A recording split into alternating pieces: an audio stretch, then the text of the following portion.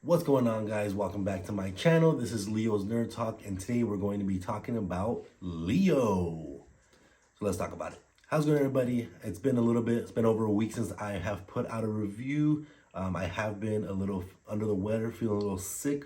I still kind of am, so I'm sorry if you hear my voice being a little nasally or if I look like I'm extremely exhausted. It's just I'm still trying to recover from this cold that I got. But I didn't want to wait any longer, and I really wanted to get this review out. So I'm going to go ahead and talk about Leo. Now, Leo is one of the newest Netflix movies that have came out. It's an animated film starring Adam Sandler and has a co-star from Bill Burr. And basically takes a premise of Adam Sandler's character Leo finding out that he is going to possibly die within a year because chameleons only live up to 75 according to him, and he is 74 once he does his calculations, and he wants to try to find his purpose in life and explore the world like he always wanted to. So with that being said, let's go ahead and get into the pros. And the first pro, obviously, is the title of the movie. How can I not like a movie that is my name, Leo?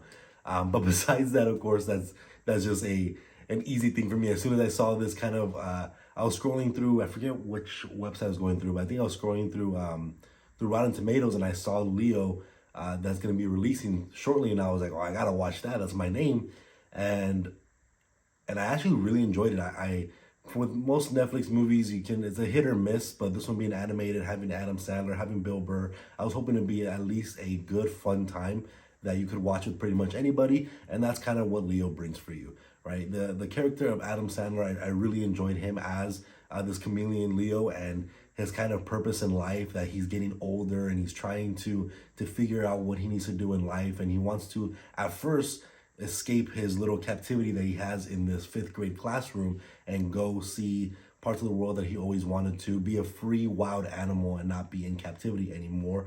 But then eventually starts to actually talk to these fifth graders and expose that animals can talk, and start to build a relationship with each and every single one inside this classroom, and starts to give them advice from all the years he's lived and all the classes that he's seen come and go, and give them advice with their own home situations. Even with the kids that are trying to seem like they're perfect, they all still have flaws as well, and Leo is going to help them in any way he possibly can. So I really enjoyed that aspect of the story, where it was actually very heartfelt. There's a lot of kids going through their own different situations at home or in school or just life in general.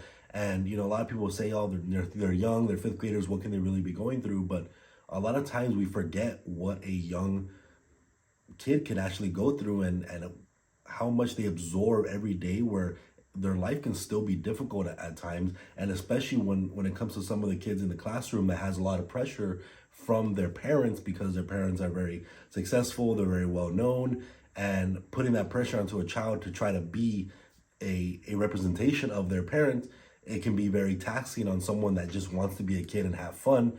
And we don't always realize that kind of pressure we put on kids every single time. And Leo, seeing that through generations and generations of different kids, he's able to give them good advice to help them in life. And some of them are able to get out of their shell. Some of them are able to be more well-spoken. Some of them are able to actually stop speaking as much and start listening to people.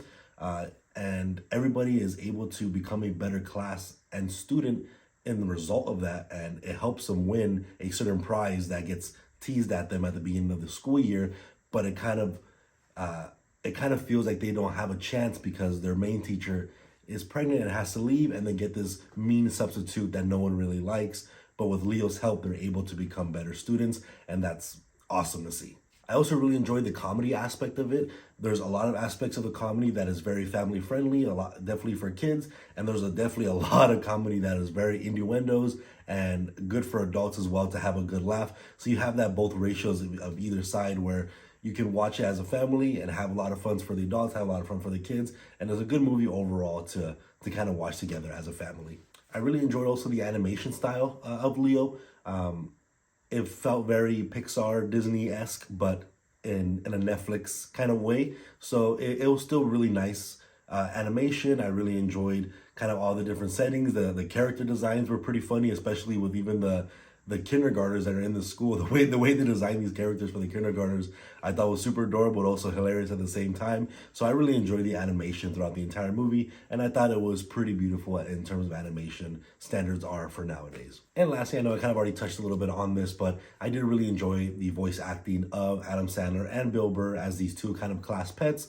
I thought both of their dynamic was pretty well done, and obviously these two guys are pretty well known in the comedy kind of genre, so having them is always going to make for a pretty good funny movie. Alrighty, now let's go ahead and head on to the cons for me on this particular film.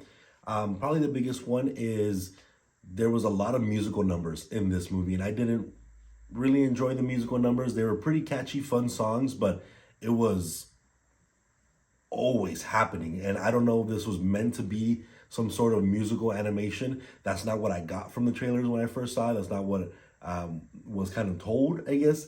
And so having that musical numbers happen all the time throughout the film didn't make my enjoyment of the film any less, because they're pretty catchy songs, but I felt like it was a little too much of those kind of musical numbers and songs happening throughout the film, and it kind of broke apart certain situations that felt unnecessary at certain points.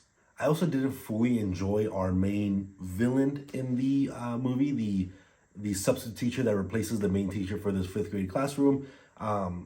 There was a lot of aspects of her that were kind of annoying, and they kind of left her in kind of as a back burner, and they focused a lot more on Leo, and they didn't really focus on the substitute teacher. And then it goes very substitute teacher heavy and tries to give her a backstory and redeeming factors, and they kind of kill it all off with this certain situation that happens where you start to care about the substitute teacher, and then you flat out don't like her anymore, and they try to redeem it again towards the end. But at that point, by the time everything has already happened, you don't care for that character, and by the time everything is resolved, you're kind of in that mixed feeling where you're like, so everybody just forgives this person and no one cares what she just did.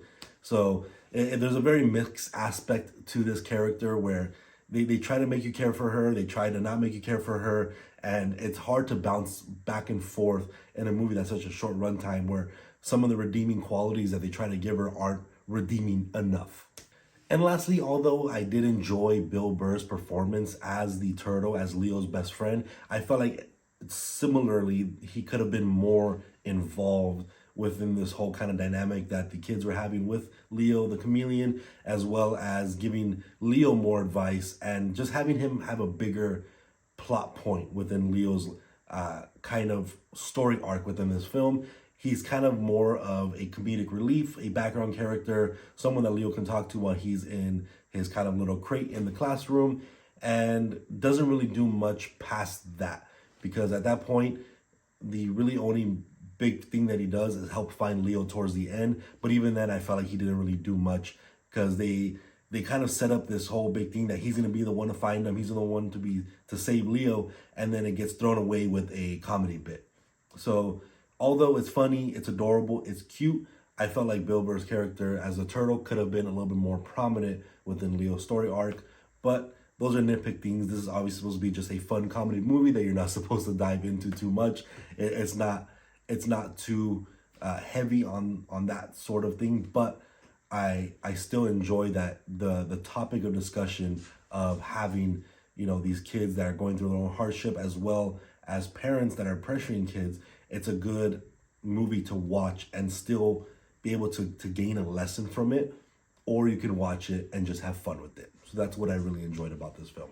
But overall, let me know what you guys thought about Leo in the comment section down below. I had a pretty good time with it. I thought it was a pretty fun, cute movie with some good comedy in it, some good voice acting, good visuals, and a good story to kind of back it. So go ahead and hit that like button. And if you guys like talking about anything movies, TV shows, or video game related, also consider subscribing down below. And I'll see you guys on the next review. Thank you.